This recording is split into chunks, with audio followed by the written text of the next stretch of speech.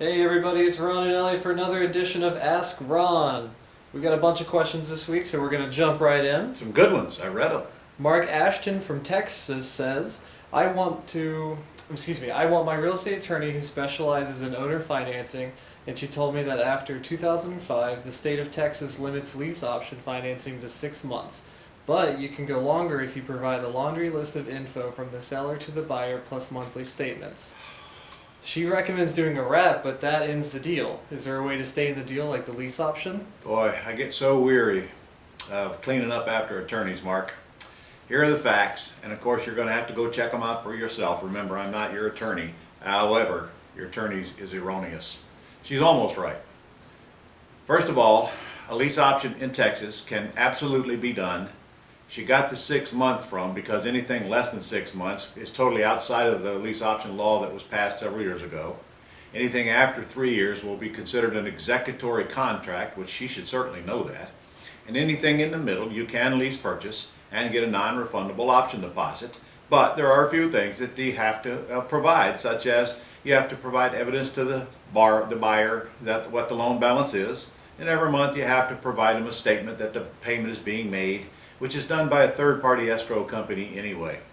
As to owner financing, that's been done all along. It is not, Dodd-Frank just added a few more rules. Nothing's changed in Texas. In fact, that's what most of the students out there are doing.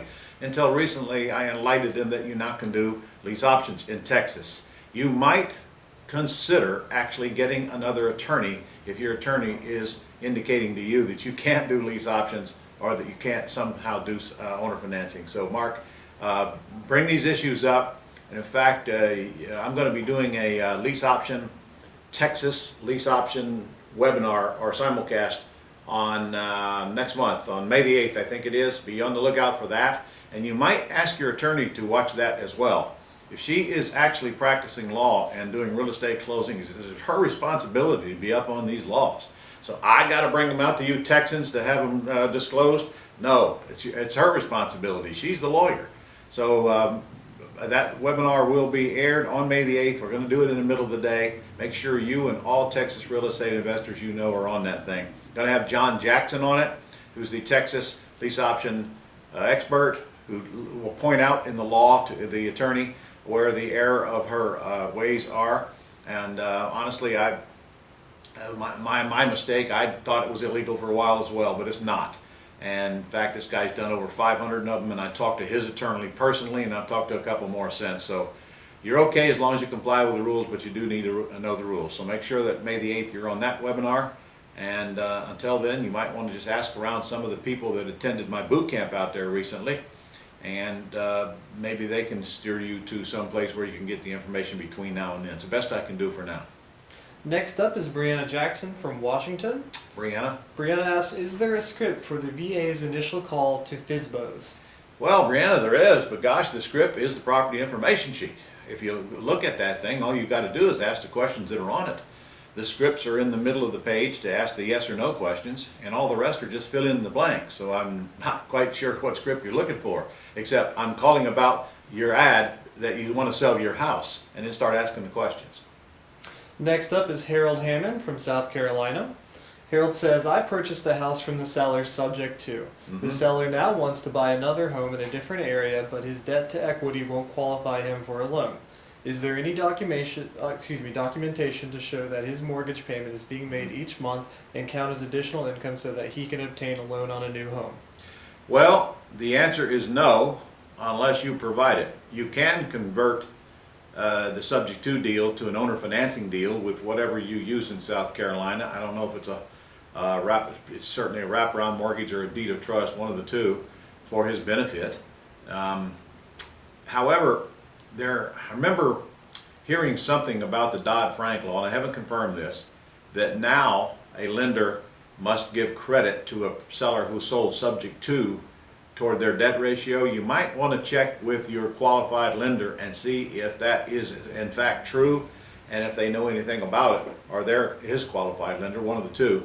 But if you don't, if that's a dead end, then the only way to do it is to actually have a note mortgage created from your LLC or your trust to him, so that he has a debt instrument that says he's receiving the payment and that he can take that and prove it and shows that, that his underlying payment is made to wash out his debt-to-income ratio. That's the only way you can do it, other than getting his loan paid off, which you didn't say you're going to do and you're not obligated to do. Tim Barnes from New York has 2 questions for you. His first one says, I have done tabletop closings in the past for lease options. I do deals nationwide, and now that the Dodd-Frank laws are in place, I will need a law firm that does closings in all states but Texas. Do you have any recommendations? Yes, you should have had a law firm from the beginning, and you need a law firm even in Texas. Anytime you do a legal transaction that it has a lasting relationship with the seller or the buyer, you need an attorney involved. Your tabletop closing you mentioned, to this very day, we have really no choice but to go into a home and get a lease purchase agreement signed, but we get the attorney involved when we install the tenant buyer, and they deal with the buyer and the seller at that time to get other documentation signed, and they look over our documents and make sure that we're legal and that we get our CYA letter signed and so forth. As far as the purchase and sale agreement, you will have to go into the home and get that signed, then turn it over to the attorney, and the attorney's going to close it anyway. So if you're referring to the lease option as tabletop closing, you'll still be doing that, but that's, I guess you could call that a closing, but your attorney's still going to follow up on it. Buying the property, whether it's subject to or owner financing, you're just going to get a contract, your attorney's going to do all the rest. So there is no more tabletop closing. His next question says, is a signed letter of intent enough to go out and market the property? The answer is absolutely not. Absolutely not. You must have a legal binding contract to either purchase, lease, or option the property. Actually, rephrase that, even lease doesn't work. You must have a contract to purchase it or option it, or you have absolutely no right to go find a buyer without a real estate license. If you have a real estate license, then you don't need anything but a listing agreement. If you don't, you must control the property with a contract to purchase, period. Don't get caught up in that one.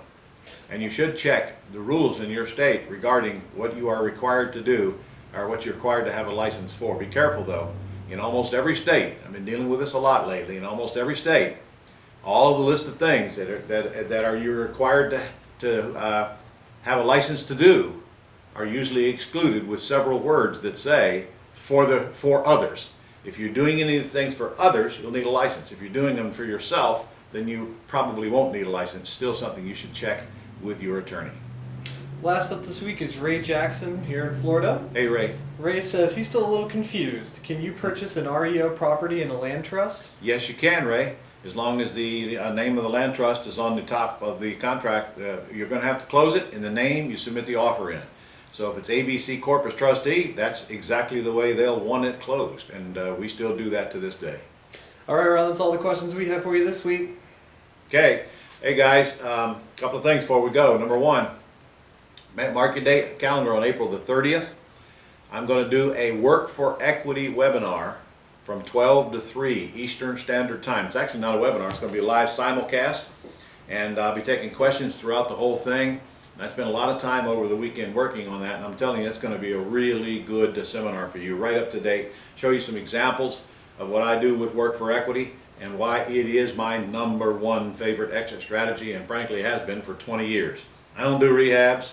I've learned a long time ago, the more repairs you do, the less money you make, and I hate renovating houses, and it just sucks up time and money, and by the time you get through, there's nowhere near what you thought was going to be left on the table. So Work for Equity is it for me, and I'm going to show you how you can get just as much money quicker with half the taxes on a Work for Equity deal as you can buying, rehabbing, and retailing it without all of the grief. So mark your calendars for April 30th. You'll certainly get more information between now and then, and I'm going to do it in the middle of the day. So might be a good day to take a long, extended lunch break. Actually, I think it's going to be from 2 to 5 Eastern Standard Time. It is 2 to 5 Eastern Standard Time. All right. On April the 12th, I'm going to be in Charlotte doing an all-day Fast Track to Wealth seminar for the Charlotte REO group up there. If you happen to be in that area, make sure you contact us to get information on that. And then don't forget our Q&A coming up now on the 14th of April, which is Monday night, second Monday of every month at 7 p.m. Eastern Standard Time. I'll be doing a live Q&A. So get your property information sheets in, put it on your calendar right now. If you don't have a calendar, hey, get out Siri, get out your little cell phone, And put yourself a reminder in there right now. Monday, the 14th, which is the second Monday of the month, at 7 p.m. Eastern Standard Time. However, put your reminder in there for Sunday, the 13th, to call some sellers. Because if you submit your property information sheets to me, I'll go over them live on that call, as long as you're a member. That call is open for members and non-members, but only members can submit property information sheets or participate in the Q&A. So that's it for now. So if I don't see you before, happy April Fool's Day. See you next week.